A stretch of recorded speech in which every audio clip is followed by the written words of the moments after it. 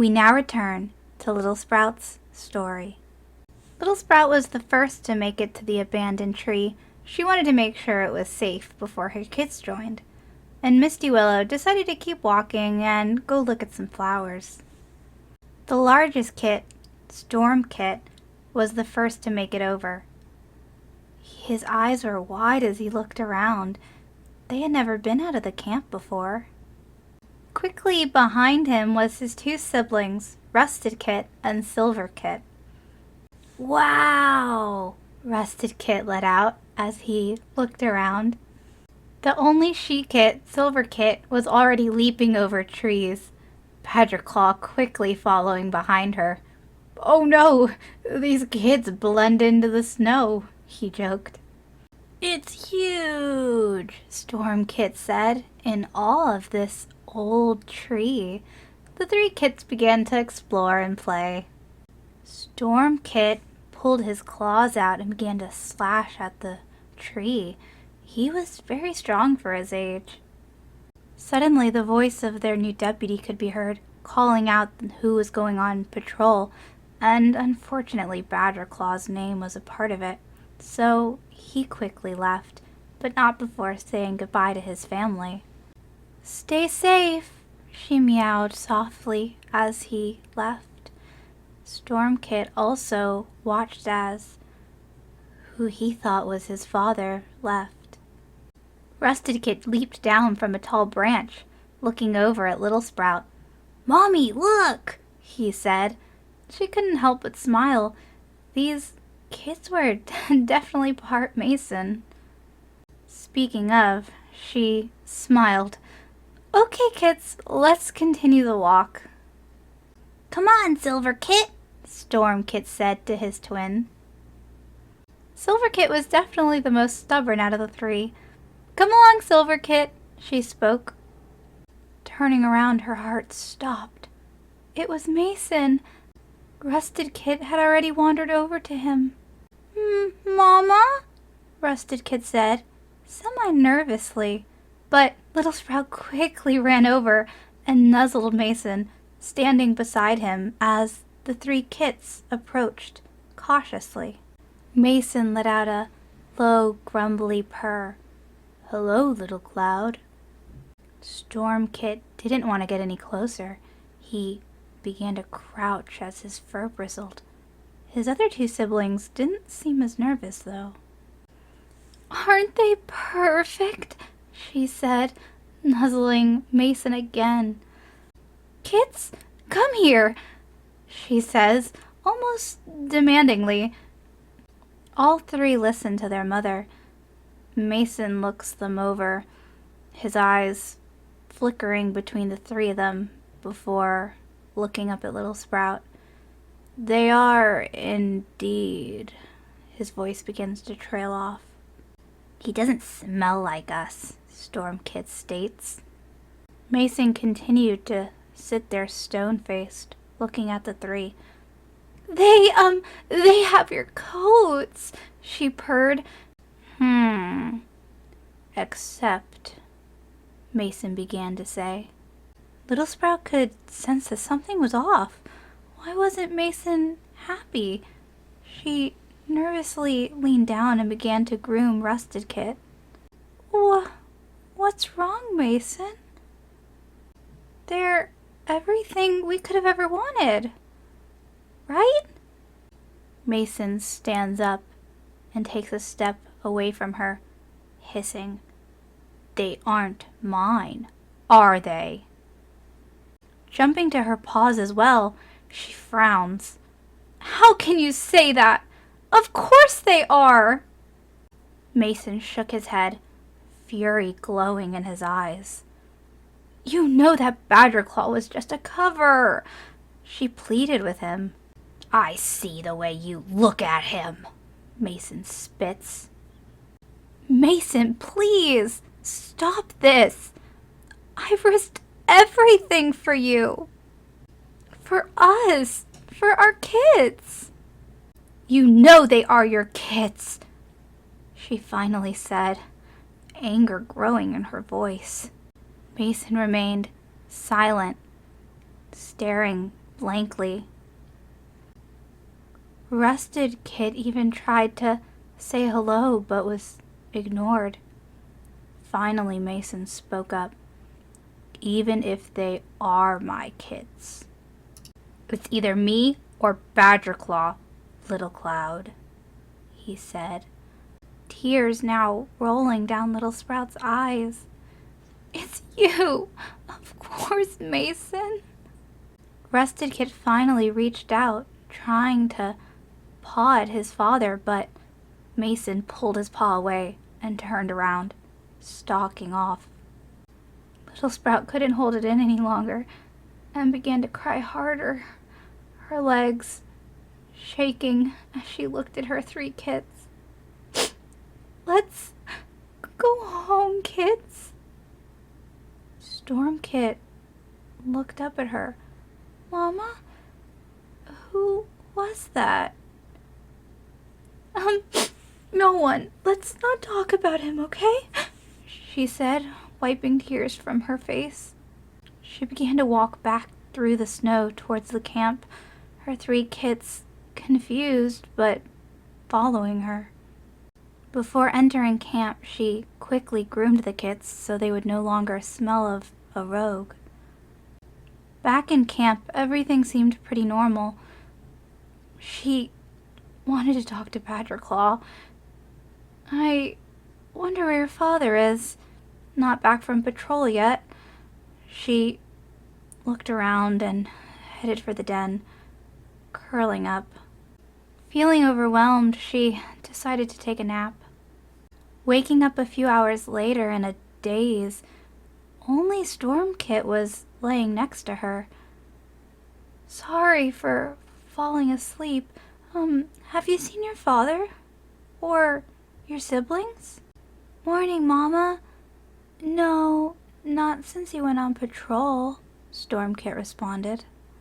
I hope he's okay, she mumbled, and quickly spotted Silver Kit, not too far off, in a tree, like usual. She was sure Rusted Kit was somewhere too. After looking around, she didn't spot him immediately. Where did Rusted Kit go? She asked the 2 kits. I think he ran off somewhere, Silver Kit responded. Kit's lost again, eh? Raccoon Tail mumbled. Littlesprout frowned. The last thing she needed was another warrior getting involved in her affairs. Thankfully, he left, and she began to look around. Rusted Kit! Rusted Kit! Eventually looking at her other 2 kits. We need to find him. Leaving the den, her heart began to beat again. This was getting a little weird. Where was everybody?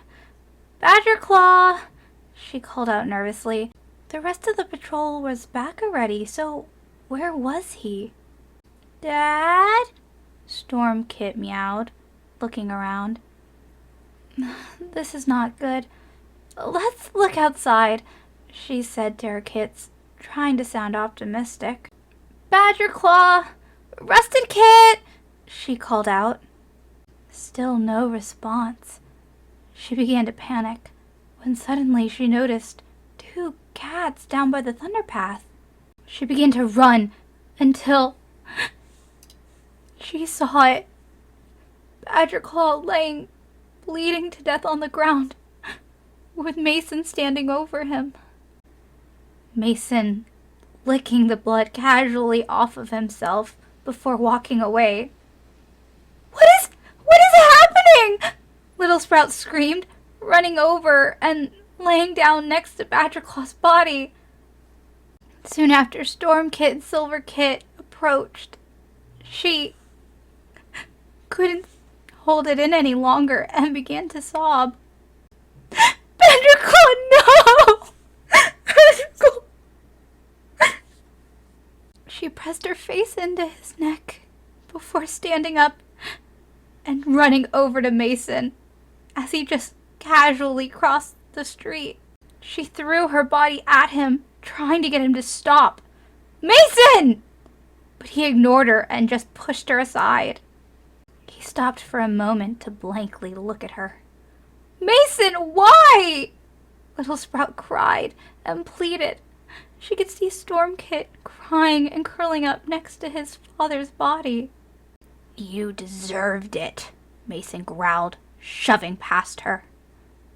She quickly got back up and continued to chase after him. "He didn't do anything to you!" Still, he didn't stop and continued walking. She tried to claw him. Turning around, he lunged at her in a fit of rage, knocking her to the ground.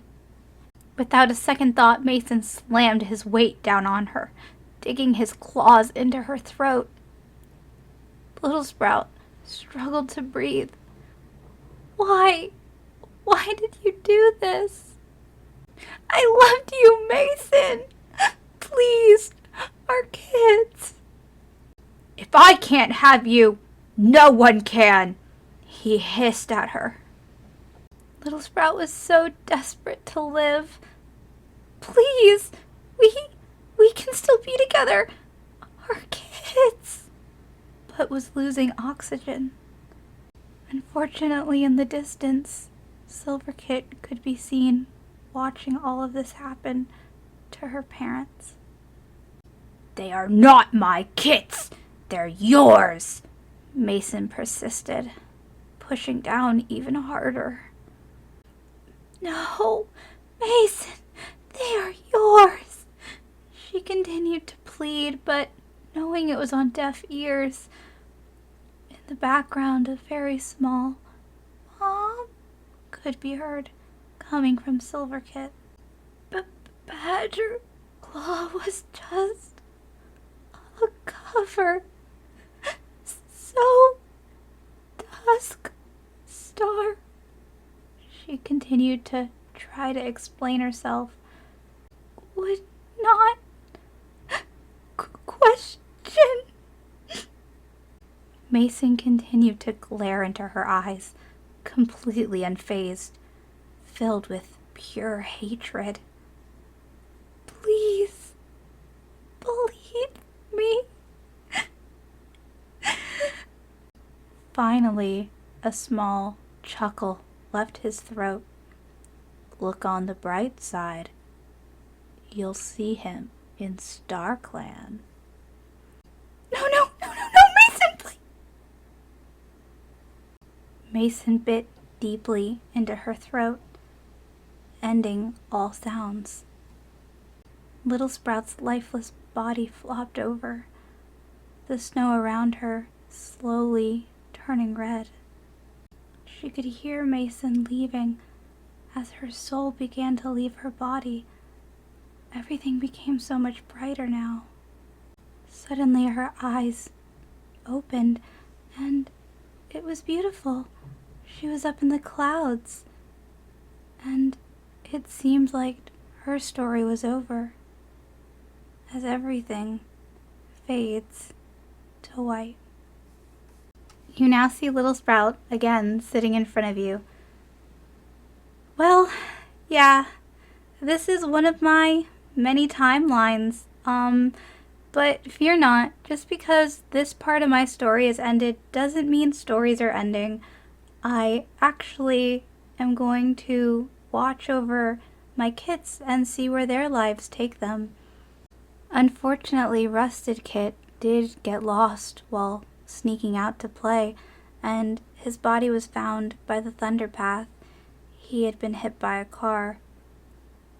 Silverkit and Stormkit were taken in by the clan and continued to be raised by them, and they're doing very well despite everything. Duststar believes that it was Rogues, Mason, that killed Badgerclaw and Littlesprout. He doesn't suspect that they're actually Mason's kits. For as sad as this has been, I hope you guys really enjoyed this story. I love dramatic things, and I think what's really cool is that none of this was planned. Mason's role player and me are friends, and he joined, and we kind of had an idea that him and Littlesprout would be mates, but we had no idea it was going to get this intense. Badgerclaw's role player was not a part of it at first and just kind of joined. Everything just happened, and I like the story, even though it was sad and crazy and dramatic. But you know, sometimes it be like that. But thank you guys so much for your patience on this. If you've noticed that this was recorded back in February and it's taken a long time, I wanted to make sure it was done right and the trailer and all of that. But if you like this, please feel free to subscribe. I plan on making more videos like this. Leave a comment, you know, and try not to be too hard on Littlesprout. She has no brains. She only has a seed in her head. She's not the smartest cat, and that's all I have to say about her. But okay, let me go. Bye, guys.